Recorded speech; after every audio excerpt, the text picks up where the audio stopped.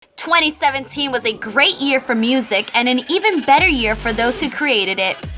Hey everyone, I'm Denise Salcedo with CEN Now, and today we're looking at 5 artists who had a very successful 2017. We're kicking off our list with the artist that many would argue had the best year, Ed Sheeran. At the start of 2017, we still did not know that Ed Sheeran would become the most streamed artist on Spotify with 6.3 billion streams, or that he would have Spotify's biggest album of the year with 3.1 billion streams. It wasn't until March when he released his third album, Divide. Divide debuted at number 1 in the US, the UK, Canada, Australia, and others. His first single off the album was Shape of You, which debuted at number 1 on the US Billboard 100 and also broke Spotify's day 1 streaming record along with his single Castle on the Hill. By March, Ed Sheeran had accumulated 10 top singles from his album Divide in the UK singles chart. His fourth single, Perfect, also hit number 1 in the UK and Australia, and he even went on to collaborate with Beyoncé with a stripped-down acoustic version titled Perfect Duet. Perfect Duet not only hit number 1 in the US and the UK, it also became UK's Christmas number 1. He was also made a member of the Most Excellent Order of the British Empire for his services in music and charity. Ed Sheeran was also featured on Taylor Swift's Reputation and Eminem's Revival. Next on our list is Selena Gomez. Selena had a wild 2017, working as an executive producer for one of Netflix's hottest shows, releasing new music, and even rising above her own health. Selena Gomez was named Billboard's Woman of the Year, and it was for many reasons. Her year began with a new release titled It Ain't Me, featuring Norwegian DJ Kygo. Then in March, she landed her first US Vogue cover. That same month, 13 Reasons Why was released on Netflix, which broke the social media record for being the most tweeted about show in its first week of streaming, with over 3.5 million tweets.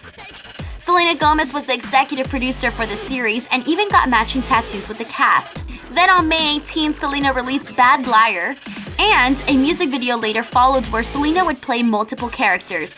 In July, she released her second single for her upcoming album, SG2, titled Fetish. Selena then appeared on the cover of Time magazine as one of the 12 women who are changing the world.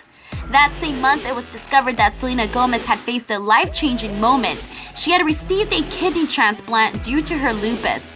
The story of how her best friend Francia Reja saved her life by donating her own kidney touched the lives of many.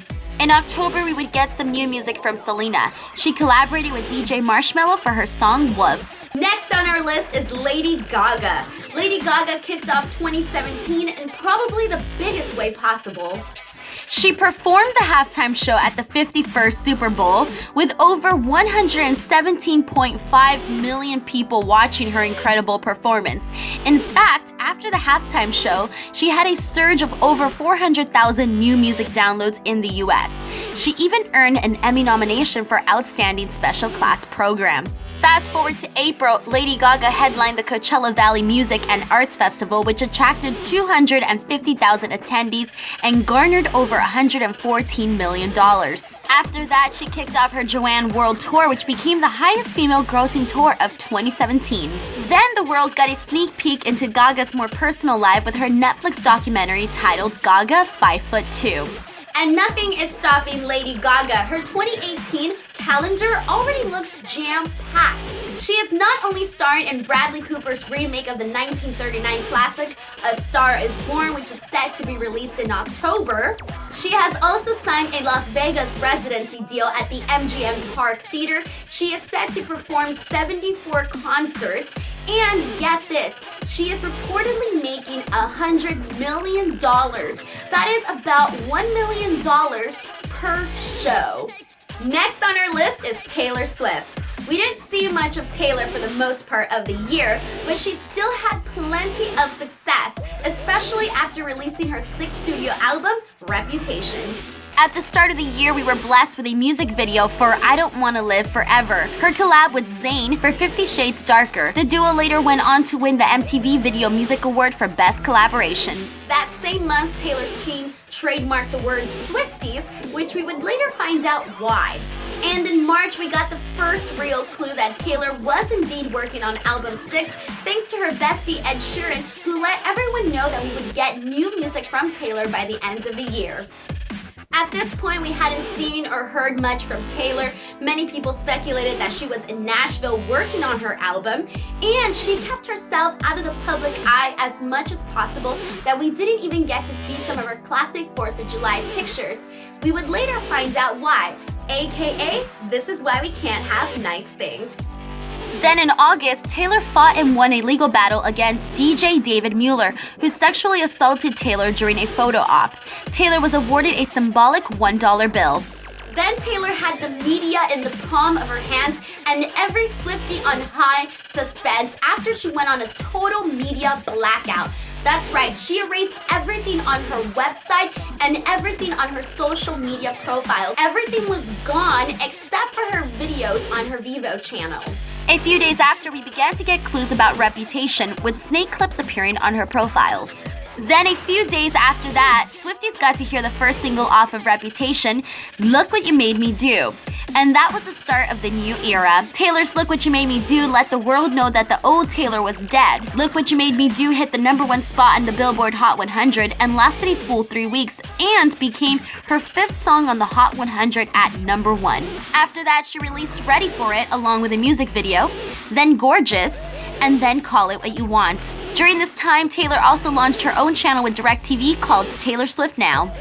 By November, we would have a full 15-song track list, and on November 10th, Reputation was released. Since then, Taylor's Reputation has become her 5th #1 album on the Billboard 200 and has sold more than any album in 2017 during its first week of sales. Since then, Taylor has appeared on Saturday Night Live, Jimmy Fallon, on the cover of Vogue UK, launched her own social media app called The Swift Life, performed at the iHeart Jingle Ball shows, was named one of Time Magazine's Silence Breakers for Person of the Year, and had 2 pop-up shops in New York City and Los Angeles. And next year, Taylor Swift will be going on her Reputation Stadium Tour, which you can definitely find me at, in case you haven't noticed. Huge Swiftie! Next on our list is Camila Cabello. She has been pursuing a solo career since breaking away from Fifth Harmony, and she has already broken so many records before she has even released her first album. Camila kicked off the year by gracing the cover of Billboard magazine. She collaborated on Hey Ma with Pitbull and J Balvin. Then in March, she had her first performance since leaving Fifth Harmony at the Kids' Choice Awards. She performed Bad Things with Machine Gun Kelly. Fast forward to May, Camila released her first solo music video for Crying in the Club. By June, she wins her first solo award for Best International Artist at the MMVAs, and even appears on The Tonight Show with Jimmy Fallon. Then in July, announces that she will be opening for Bruno Mars during the summer of his 24 Karat Magic World Tour. By August, Camila Cabello releases her second single, Havana, which becomes her greatest single by far, breaking numerous records. Havana reached #1 on the iTunes worldwide charts and has become the longest-running song at #1 for the year of 2017. In October, she becomes the face of Guess's holiday campaign. Camila also wins Best Pop Award at the MTV European Music Awards in London and Breakthrough Artist at the Billboard Women in Music Awards. And in December, announces that her debut album, out January 12, 2018, will be titled Camila. She also releases 2 more songs off the album, Real Friends and Never Be the Same. And she closed out the year as the second most streamed artist on Spotify, behind Ed Sheeran, with over 38.8 monthly listeners, making her the top streamed female artist on the app. Alright, there were so many others that should have been added to our list, like Demi Lovato, Cardi B, Kesha, K-pop group BTS, and so many more. But in the comments below, let me know which artists do you think should have been added. And if you like this video, make sure to give it a like. Subscribe to CEN Now for more cool videos. And if you guys want to chat with me, feel free to tweet me your thoughts at @_Denise Salcedo. Until next time, bye guys!